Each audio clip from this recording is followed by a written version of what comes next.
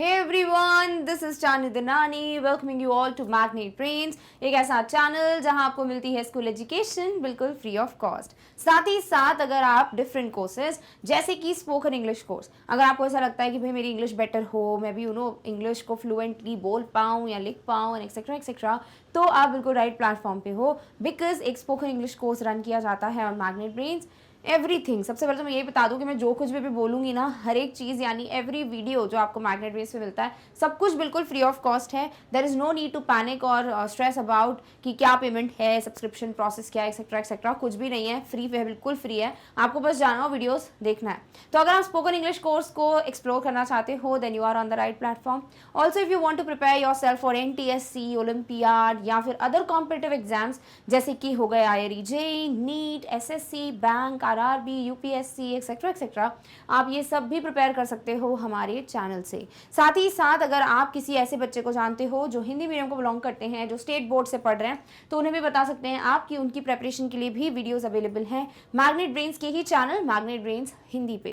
तो इस तरीके से कई चीज़ें हैं जो आपके पास हैं, और आप अगर ये सब पढ़ना चाहते हो वो भी बहुत आसानी से, तो प्लीज़ मैग्नेट ब्रेन्स की वेबसाइट ज़रूर विजिट करो।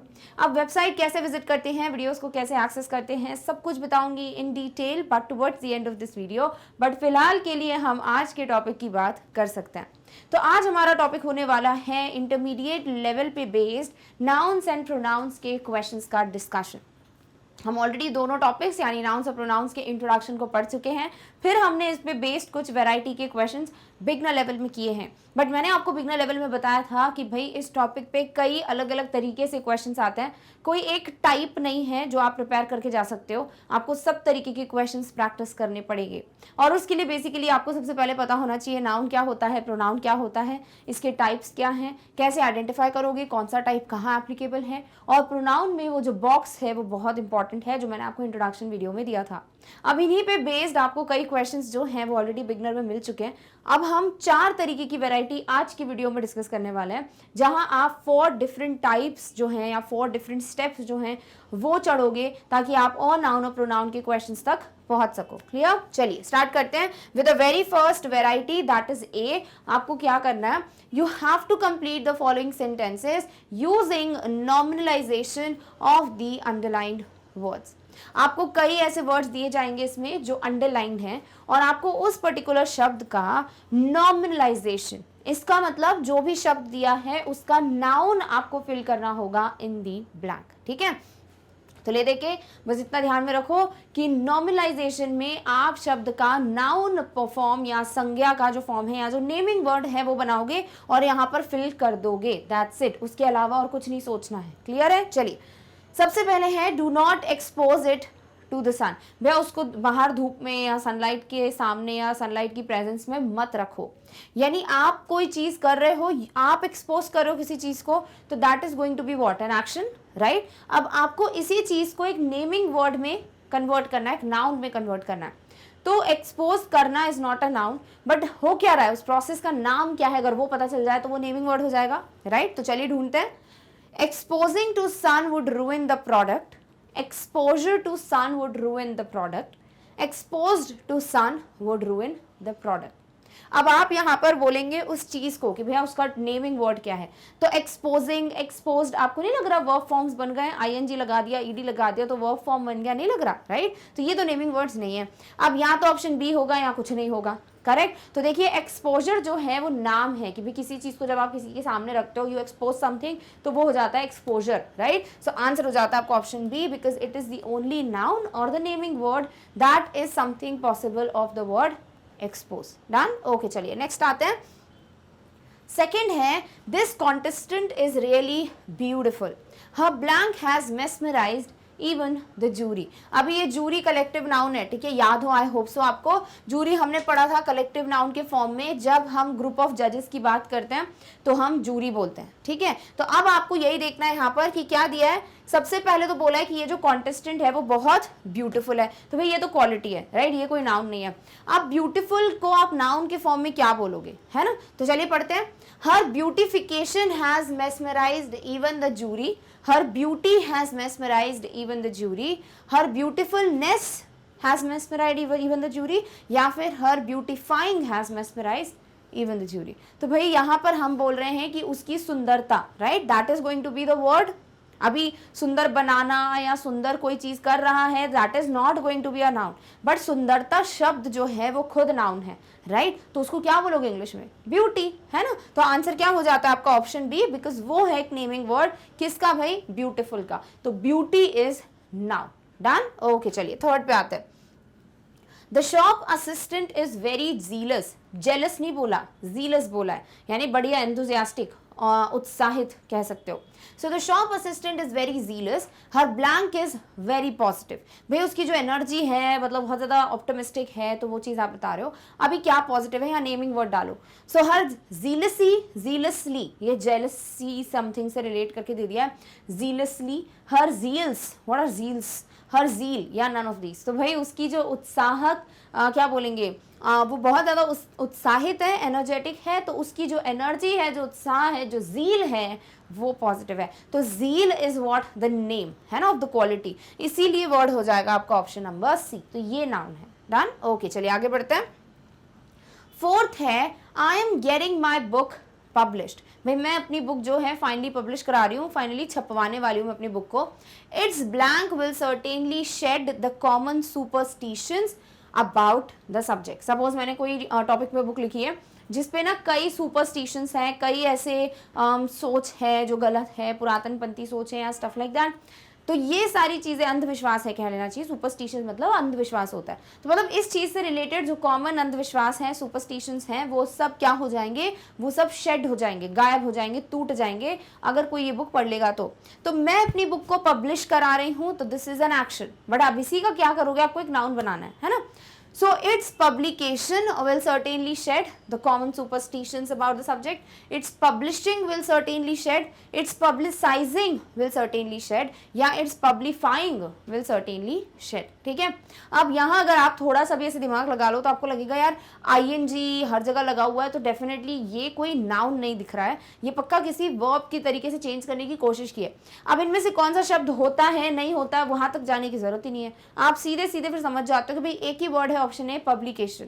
अब आप बोलोगे भी तो ये बहुत सही रहता है, जैसे पब्लिश करना इज एन एक्शन, बट हुआ क्या है? पब्लिश हुआ है, राइट, करा है, दैट इज चलो एक्शन हो गया, बट ये है क्या? ये कहाँ कौन सी जगह है? पब्लिकेशन हाउस है ना। तो पब्लिकेशन एक नाम हो जाता है, इसीलिए this is going to be a noun. Clear. So यहाँ नेमिंग वर्ड नाउन क्या होगा? Its publication will certainly, its क्या है? बुक, तो its publication will certainly shed the common superstitions about the subject. Clear. Okay, चलिए fifth पे आते हैं। I have had a miserable life. His blank disheartened me. क्या दिया हुआ है कि मेरी भी बहुत खराब लाइफ रही है। I have had a miserable, बहुत ही बुरी लाइफ, और उसकी जो blank whatever disheartened me, मेरा दिल तोड़ दिया। What? His misery disheartened me. His miserably disheartened me. His miserableness disheartened me, or none of these. अभी यहाँ आप क्या बोलोगे कि भाई उसका जो दुख है उस वजह से मेरा दिल टूटा है ना, तो उसकी जो कंडीशन है वो क्या है? बहुत ज़्यादा बुरी है, बहुत दुखी है वो, तो दैट इज समथिंग जो उसकी कंडीशन को नाम दे रहा है, उसका बहुत ही बुरा वक्त, मिसरी, है ना, इसीलिए ये हो जाएगा आपका नेमिंग वर्ड। सो हिज मिसरी डिसहार्टेंड मी। क्लियर। ओके, सिक्स्थ है, yet she answered the question and everybody in the hall was डम्बफाउंडेड by हर। जब हम मतलब कोई चीज़ आप देखते हो या सुनते हो जिससे आप बड़े शॉक्ड हो, यू आर सरप्राइज कि अरे बाप रे ये क्या था, तो आप क्या है का मुंह खुला खुला रह जाता है, या फिर आप ना बिल्कुल शांत हो जाते हो, लेकिन आपके पास कुछ होता नहीं है बोलने के लिए, वर्ड्स बहुत कम पड़ते हैं आपके पास two kind of you know, एक तो सबसे पहले उसको प्रोसेस करने में, and secondly to kind of give a feedback to it. तो यहाँ डम्बफाउंडेड वही है कि भाई लोग सब चुप हो गए, बिल्कुल बोलती बंद हो गई जब लोगों ने उसका आंसर सुना, right. So yet she answered the question, उसने आंसर किया, तो एक्शन वर्ड, बट क्या है भाई, वो क्या चीज है, नाम क्या दोगे? तो भाई उसने जो उसका आंसर था ना, दैट इज समथिंग जिसने लोगों को बहुत ज्यादा मतलब चुप करा दिया। So by her answering, by her answer, by her answerable, by her answerability. तो यहाँ आपको डेफिनेटली पता चल रहा है कि नाम क्या होगा? आंसर। भाई वो क्या चीज, उसको बोलोगे क्या? आंसर बोलोगे, तो बहुत ही आसान हो गया। सो आंसर हो जाएगा आपका option number B. So and everybody in the hall was dumbfounded by her. जैसे कि अगर कोई बोलता है कि प्लीज गिव एन आंसर, तो आपको आंसर देना है, या I am trying to answer the question, या I just love the way you answered. तो इस तरीके से सारी चीजें अलग है जहां एक्शंस पता चल रहा है। बट व्हेन आई से कि भाई जो लिखा हुआ है वो क्या है, तो ये आंसर है, तो ये आपने नाम दे दिया उसको, इसीलिए ये नाउन है। समझ आ रहा है? ओके चलिए नेक्स्ट बढ़ते हैं 7th पे। I find your attitude most offensive, no blank but this is not right. मुझे तुम्हारा एटीट्यूड बहुत ज़्यादा ऑफेंसिव लगता है, यानी कि बहुत ऐसा लगता है कि you are trying to insult somebody, बहुत इंसल्टिंग लगता है मुझे तुम्हारा attitude. No blank but this is not right, no blank, so no offend, no offensively, no offence या नन ऑफ दीज। भाई बुरा मत मानना बट ये सही नहीं है, ठीक है। तो जब हम ऐसा कुछ बोलते हैं हम बोलते हैं कि नो ऑफेंस बट या दिस इज समथिंग जो ऐसा हो रहा है, तो आप यहाँ वर्ड यूज करते हो offence. You would not say no offend या no offensively. Clear? So answer क्या हो जाता है आपका? No offence but this is not right. Done? Okay 8th पे आते हैं। Indians love to conform to the traditional values. What is conform? Like type of, to kind of abide by those rules या traditions, वो follow करना, that is going to be conform. ठीक है? तो Indians love to conform to the traditional values. Definitely जो भी हमारे values, रीति रिवाज होते हैं, हम वो चीज़ को stick करना या उसको follow करना हमें बहुत, we love doing that. Their blank sometimes stops them from evolving further. But कभी कभी ये चीज आगे बढ़ने से रोकती है। ठीक है? क्या है वो? आप क्या कर रहे हो? When you are like you love to conform, that is not a noun. But what is that thing जिसको आप कहोगे? So their conformism, their conformity, their conformability, their conforming. तो ये जो सेंटेंस है ना, इसका मीनिंग आपको जिस शब्द में मिल रहा है, that is going to be conformity. ठीक है? So there conformity sometimes stops them from evolving further. Conformity का मतलब किसी चीज को फॉलो करने का जो ये नाम है ना, that is going to be a conformity. Done? समझ आ गया? तो आपको कंफ्यूज नहीं होना है यहाँ पे, बस इस शब्द को अच्छे से पढ़ो, कोशिश करो जितने भी हम ऑप्शंस देख रहे हैं उन सबको पढ़ लो, उसके आपकी पार्ट्स ऑफ स्पीच देख लो, ताकि आपको और क्लियर होता जाए कि अच्छा इसको ऐसे यूज कर सकते हैं। डन? ओके चलिए बढ़ते हैं 9th पे। नेक्स्ट हम आएंगे 9th पे, जो कह रहा है his name seems familiar to me, the blank helped me to become his friend। भैया उसका नाम मुझे ना जाना पहचाना लग रहा है, familiar लग रहा है, और ये जो whatever ऑप्शन है helped me to become his friend, और इसी चीज़ की वजह से it just became easy for me to become his friend। The familiarize helped me, the family helped me, या द फेमिलियरिटी हेल्प्ड मी, या नन ऑफ दिस। इनमें से कुछ भी सही नहीं है। अभी देखो, आप जब किसी को ऐसे बोलो कि जाना पहचाना है ना, मतलब कुछ तो ऐसा लग रहा है कि मतलब हम जानते हैं, that is going to be something जो एक्शन टाइप का हो रहा है। बट व्हेन यू से कि भाई इस चीज़ को क्या बोलोगे भाई, तो हम बोलेंगे जो जान पहचान थी, that helped us, right? So it is going to be what? Familiarity. Definitely family familiarize नहीं होगा, फेमिलियर का नाउन फॉर्म। सो डेफिनेटली और answer is option number C, familiarity. ये जो एक मतलब ऐसा लग रहा था कि हाँ हाँ जानते हैं, जान पहचान सॉर्ट ऑफ वाला जो फीलिंग है, that helped us to become friends. So the familiarity. Done? Okay 10th पे आते हैं। You are very kind, I can hardly thank you enough for your blank. तुम बहुत ज़्यादा काइंड हो, तुम बहुत अच्छे हो, काइंड इज अंडरलाइन, ठीक है? सो तुम बहुत ज़्यादा काइंड हो, बहुत अच्छे हो, that is going to be a quality. अभी आपको काइंड का क्या देना है यहाँ पर? एक नाउन फॉर्म, ठीक है? So I can hardly thank you enough for your blank, but मैं तुम्हें मुश्किल से मतलब थैंक यू बोल सकता हूँ। इट्स नॉट लाइक मेरे पास वर्ड्स कम पड़ जाएंगे to kind of thank you. तो यहाँ पर हम बोल रहे हैं for your what? For your kind, for your kindly, for your kindness, none of this. तो यहाँ हम बोल रहे हैं कि सामने वाले की एक क्वालिटी है कि वो काइंड है ना?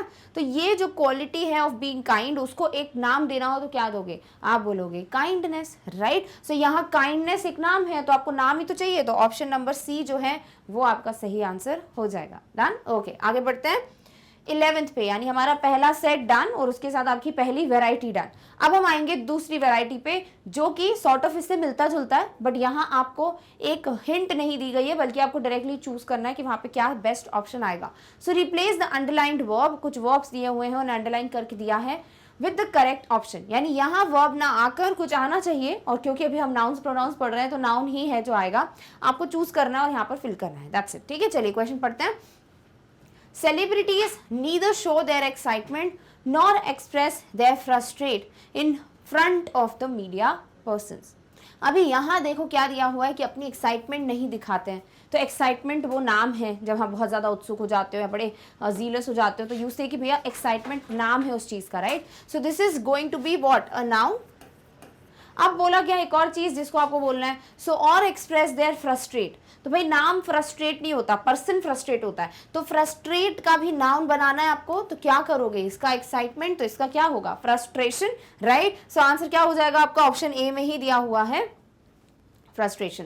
तो इस तरीके से यहाँ हिंट मिल गई थी आपको कि भाई जब वो एक्साइटमेंट है तो ये भी फ्रस्ट्रेशन होना चाहिए, जो एक्चुअली नाउन होगा। सो सेलिब्रिटीज ना तो अपना एक्साइटमेंट दिखाते हैं, ना ही अपना फ्रस्ट्रेशन दिखाते हैं जब वो मीडिया के लोगों के सामने होते हैं। क्लियर, ओके, चलिए आगे बढ़ते हैं 12th पे। ही has a masters in business administer. भाई उसने मास्टर्स किया है किसमें, बिजनेस एडमिनिस्टर में। तो भाई जो भी हम नाम देते हैं ना, वो मतलब जो भी आप डिग्री विग्री करते हो वो नाम होता है किसी चीज का। अभी एडमिनिस्टर नाम नहीं है यहाँ पर, मतलब उस कोर्स का, राइट। तो सब्जेक्ट क्या होता है, बिजनेस एडमिनिस्ट्रेशन। वैसे भी ऐसे TION वाला आपको दिख जाता है वगैरह, तो वो नाउन नहीं होता अक्सर। So he has a masters in business admit, masters administrative, masters administratively या एडमिनिस्ट्रेशन। तो अगर पता होगा तो बहुत अच्छी बात है। अगर आपको ये ऑलरेडी पता हो BA क्या है यहाँ पर, वो वाला BA नहीं, आर्ट्स वाला, यहाँ एडमिनिस्ट्रेशन की बात हो रही है, then definitely you know. So answer हो जाएगा he has a masters in business administration. Done, okay. 13th पे आते हैं। We are working on the assume that the techniques are safe. भाई हम एक चीज को बस हमने मान लिया है और उस पर हम काम करें कि हाँ ठीक है टेक्निक्स वगैरह सब सही है।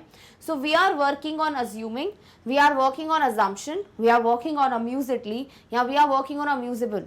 तो we are working on something जो हमारा एक मान्यता है, अजम्पशन है, ठीक है। तो अजम्पशन हो जाता है वो नाम उस चीज का, इसीलिए you will go with what, option B. ये इंटरेस्टिंग एक्सरसाइज है, इससे ऐसे क्वेश्चंस करोगे ना डेफिनेटली यू नो नाउन क्या होता है। एक और तरीका है, what you can do is, आप एटलीस्ट यू नो 100 से 200 वर्ड्स नाउन के निकाल के रख लो, सो दैट यू नो कि इसको नाउन बोलते हैं, अच्छा इसका एडजेक्टिव ऐसा दिखता है, इसका वर्ब ऐसा दिखता है, एंड दैट इज हाउ आपके लिए बहुत आसान हो जाएगा to place the words in the जो भी रिस्पेक्टिव सेंटेंस है और द ब्लैंक है इन दैट। क्लियर, ओके, चलिए 14th पे आते हैं।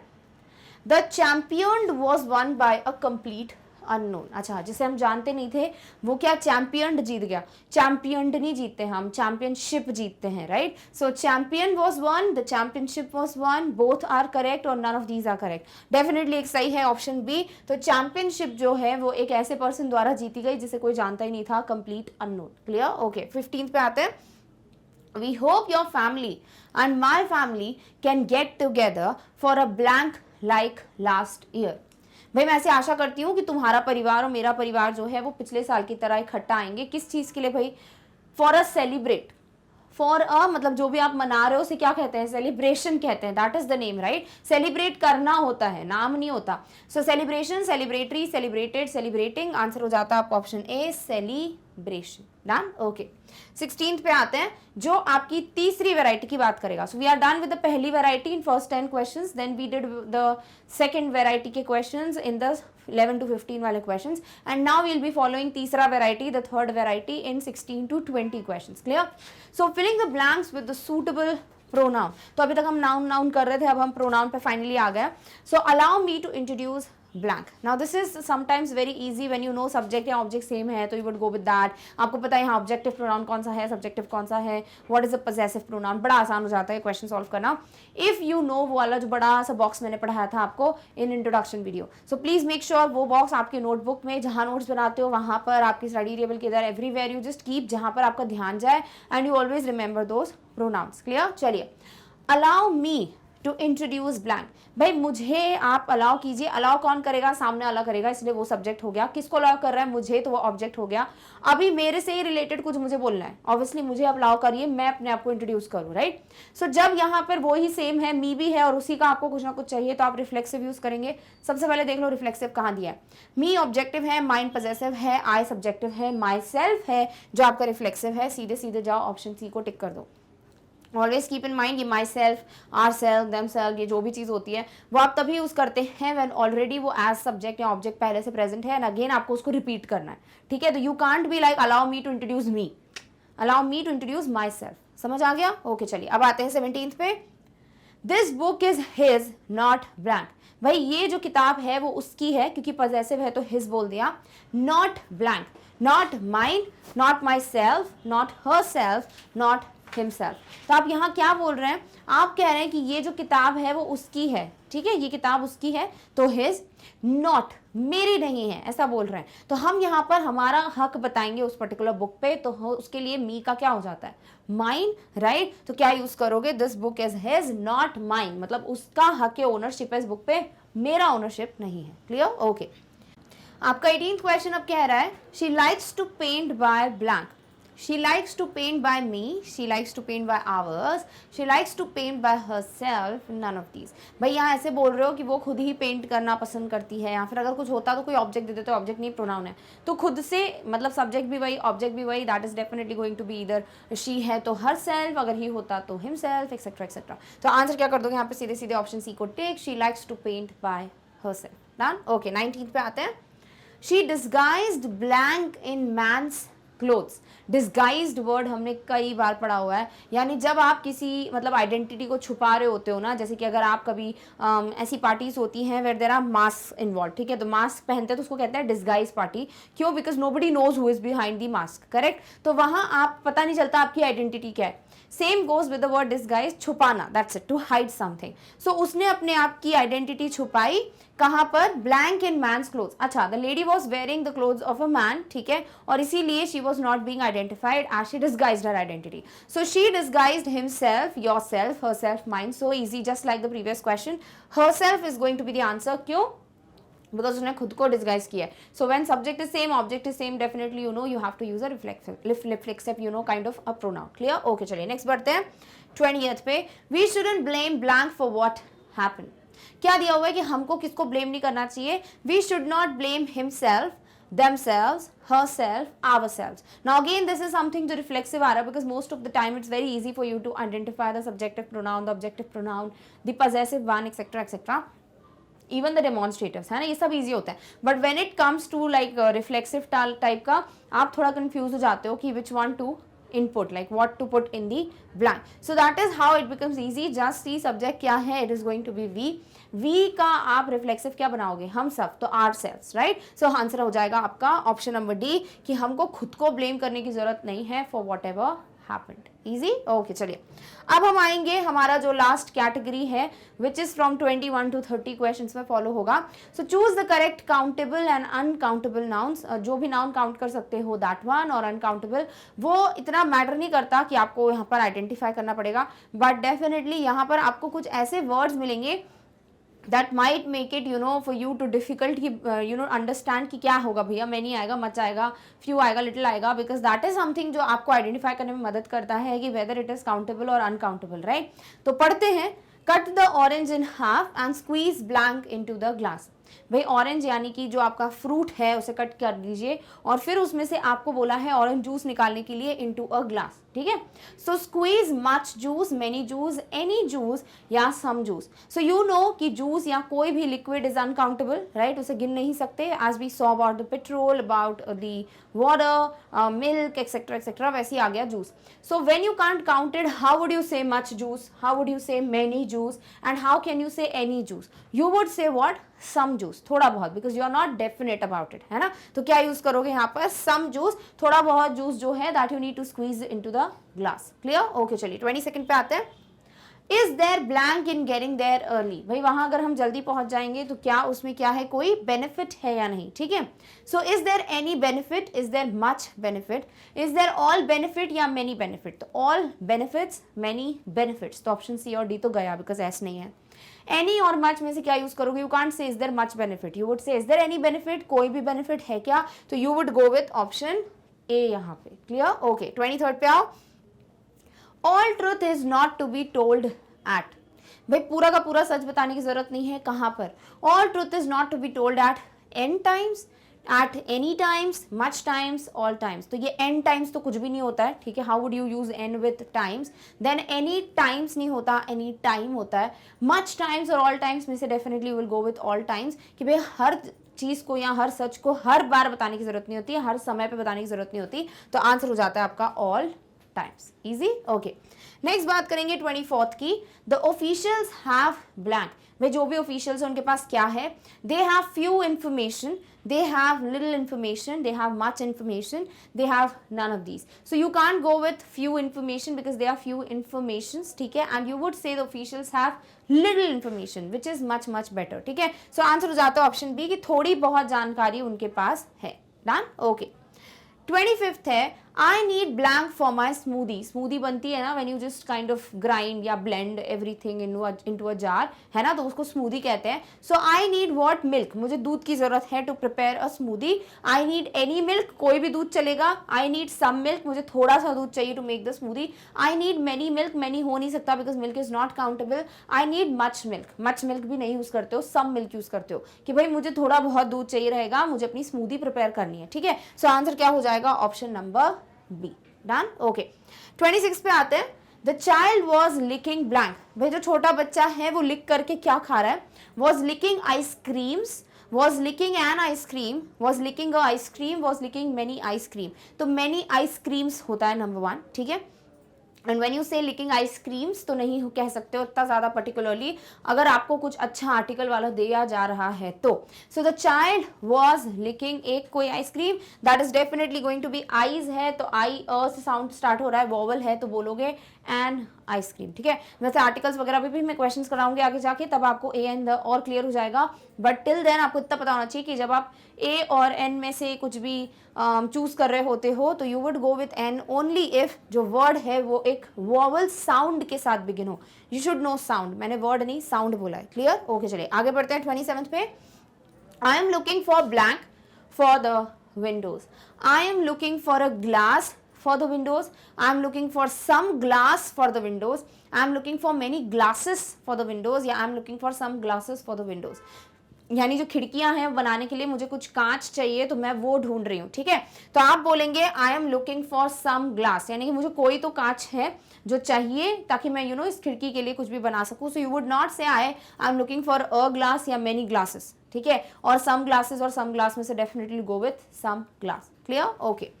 28th है, that chair seems to be made of blank but it isn't. ऐसा लगता है कि उनकी कुर्सी जो भी पर्टिकुलर चीज है उससे बनी हुई है, बट ऐसा है नहीं. तो किस चीज से बनी हुई है, seems to be made of irons, seem to be made of some iron, an iron, iron. देखो अगर आप बोल रहे हो आयंस तो इसका मतलब बोल रहे हो बहुत सारे लोहे, नहीं बोलते हो आप, सिर्फ आयन बोलते हो. दूसरी बात, सम आयन, ये नहीं बोलोगे थोड़े बहुत लोहे से बनी हुई है, आप ये बोल रहे हैं कि ऐसा लग रहा है वो लोहे की बनी हुई है, तो वो ऑब्वियसली पूरी तरीके से लोहे की बनी हुई होगी. तीसरा, एन आयन का मतलब कोई एक पर्टिकुलर लोहा है जिससे बनी हुई है, और सिर्फ आयन का मतलब होता है कि भाई जो आयन का मटेरियल है उससे बनी हुई है. समझ रहे हो डिफरेंस क्या है. तो डेफिनेटली आप कह रहे हो कि ऐसा लगता है लोहे की बनी हुई है कुर्सी, बट नहीं है ऐसा, है ना. तो कोई एक लोहा या कोई तो लोहा नहीं बोला है, सिर्फ लोहा बोला है. That's why option D is the best one. Clear, okay. अब आएंगे last second question, that is 29th पे. I have been to the States. जो स्टेट्स है मैं बहुत बार गई हूं वहां पर, तो lots of times, much time, all time, some time. तो I have been to the States a lot of times, यानी कि सॉरी लॉट्स ऑफ टाइम्स, यानी कि बहुत बार गई हूँ. मच टाइम तो यूज करोगे नहीं, पहले बता दिया है. ऑल टाइम हमेशा ही गई हूँ, या सम टाइम कभी कभी गई हूँ, but there is a break between some and time, like एक गैप दिया हुआ है.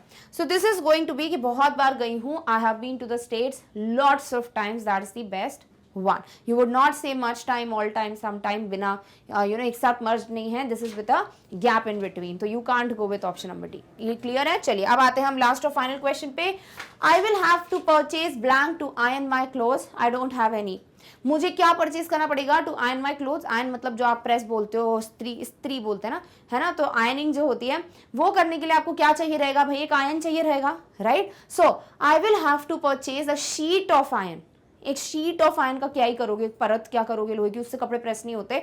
सम आयन, थोड़ा बहुत लोहा चाहिए, नहीं.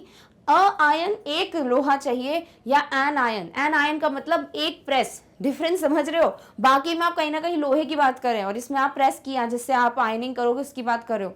सो यहाँ आंसर हो जाता है an iron, also because it's iron. अ से चालू हो रहा है, वॉवल साउंड है, तो you would go with an, not with a. Clear? So I will have to purchase an iron to iron my clothes, क्योंकि मेरे पास एक भी आयरन नहीं है. इजी? ओके, चलिए. सो इस तरीके से we are done with the 30 questions that were based on nouns and pronouns of intermediate level. I hope आपको चारों की चारों वैरायटी जो है वो क्लियर हो गई है. So we know these 4 varieties and we are already aware of I guess 2 to 3 varieties जो हमने प्रीवियस वीडियो में डिस्कस किया था.